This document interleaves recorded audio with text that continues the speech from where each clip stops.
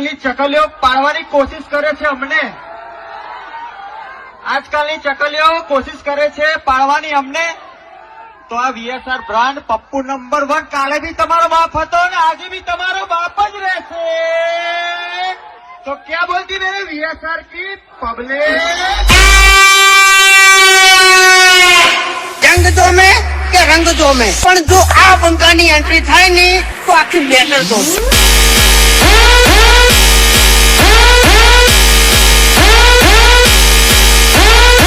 जब विजय वाघेला की सिस्टम बचती है, पीएम ब्रांड सिस्टम बंद कर देता है.